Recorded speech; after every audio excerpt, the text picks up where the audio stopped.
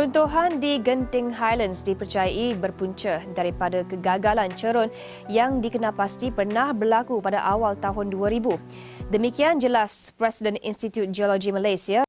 Pada masa ini, kegagalan struktur kejuruteraan awam telah banyak mengganggu kehidupan kita, terutamanya kegagalan struktur cerun batuan. Negara kita Malaysia juga tidak ketinggalan daripada mengalami masalah ini, yang mana masalah yang besar telah berlaku pada tahun 2003 dengan runtuhan bongkar-bongkar batu di sebuah lebuh raya utama yang terdapat di negeri Selangor. Jadi, pada perkongsian kali ini kita akan melihat bagaimana ilmu geologi, iaitu kajian mengenai batuan, dapat membantu menyelesaikan masalah-masalah di dalam struktur kejuruteraan awam. Assalamualaikum warahmatullahi wabarakatuh. Saya Muhammad Yuzahabi Yusof, dibantu oleh Puan Hamidah binti Zakaria. Kami daripada Politeknik Sultan Mizan dan Abidin Dungun, Terengganu. Anjuran stereografi dalam kestabilan cerun batuan, polemik masalah kejuruteraan awam, berbantu ilmu mantik daripada geologi.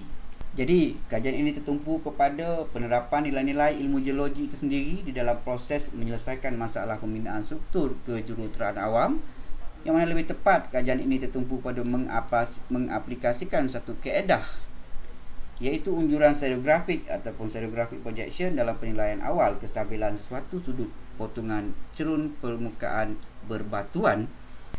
Jadi objektif, kami tetapkan 3 objektif yang harus dicapai: mengenal pasti keadaan cerun di kawasan kajian dari aspek geologinya, keadaan tekstur batu-batu itu sendiri, dan juga hal-hal lain yang berkaitan.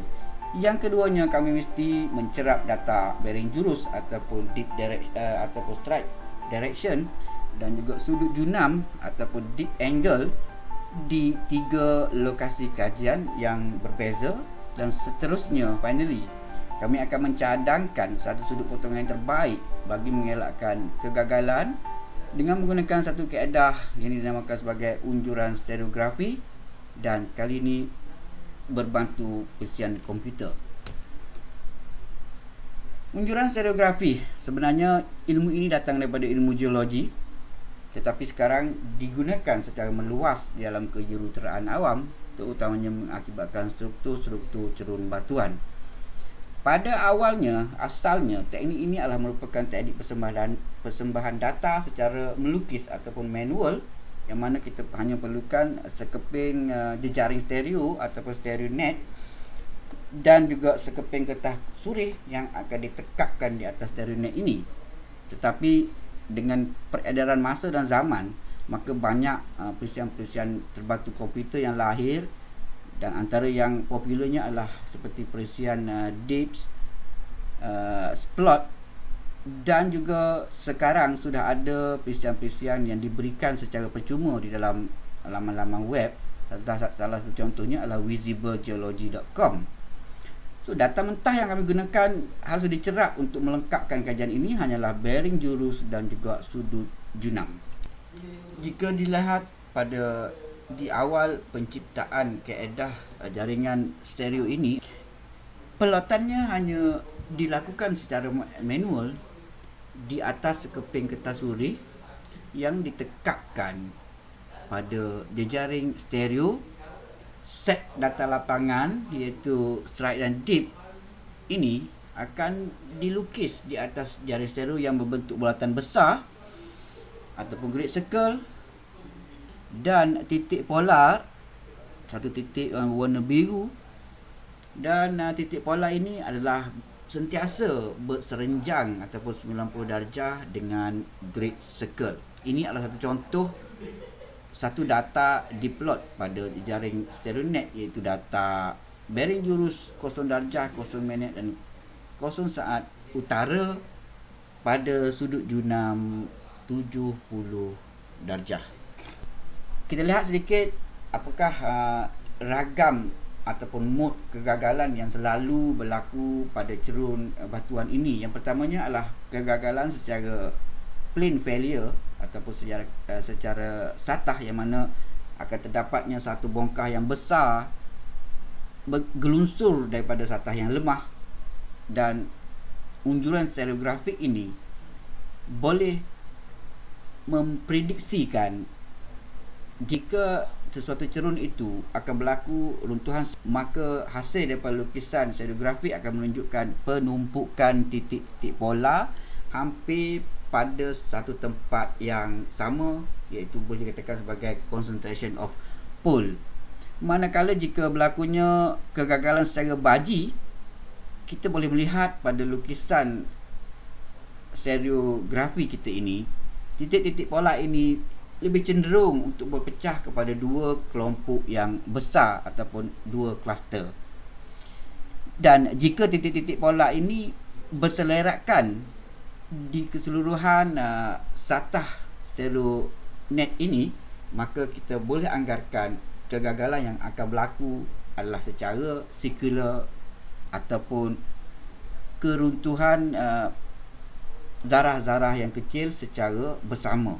Okey, kita pergi kepada kajian kes yang mana kami sebenarnya memilih 3 kawasan kajian untuk menjalankan ukur batuan ini ataupun dipanggil sebagai ukur kekar, yang mana alat yang digunakan semasa pengukuran ini adalah sangat ringkas dan juga tidak terlalu complicated, yang mana kita hanya perlukan clinometer dan gambar pada slide ini menunjukkan adalah kawasan kajian yang kami kaji, dan tanda-tanda merah itu menunjukkan arah bearing jurus dan juga sudut junamnya. 26 data yang kami berjaya kumpul untuk satu kawasan kajian ini, dan hasil daripada data ini kami proses dengan menggunakan perisian visiblegeology.com.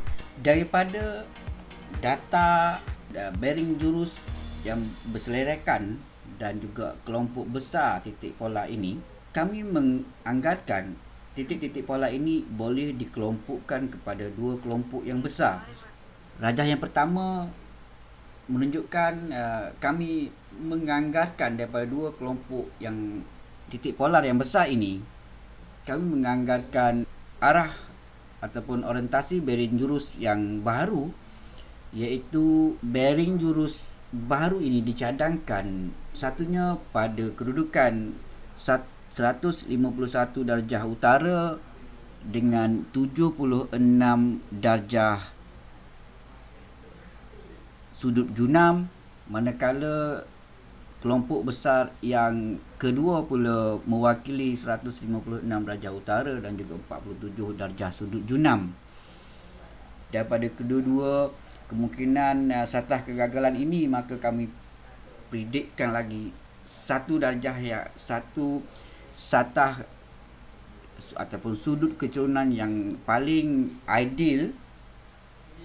Dengan penilaian ini berdasarkan kepada berbantu kepada perisian komputer visiblegeology.com ini juga, maka kami menganggarkan untuk menjadikan cerun ini selamat, kita harus membuat pemotongan semula dalam keadaan bearing jurus 153 darjah utara dan sudut junam terbaru yang mesti dipotong adalah dalam keadaan 65 darjah sahaja, berbanding cerun asal ini dipotong pada sudut junam 70 darjah. Masa yang ditunggu telah tiba, jadi izinkan kami untuk membuat sedikit kesimpulan.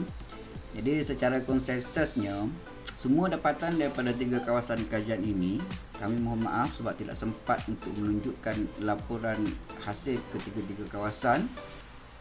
Jadi kami telah mencadangkan dari sudut kecerunan, sudut potongan yang terbaik pada 3 kawasan kajian ini. Saranan para penyelidik amat digalakkan untuk menyelidik secara berterusan terhadap penggunaan kaedah unjuran stereografi ini dalam menilai atau meramal kegagalan cerun batuan ini.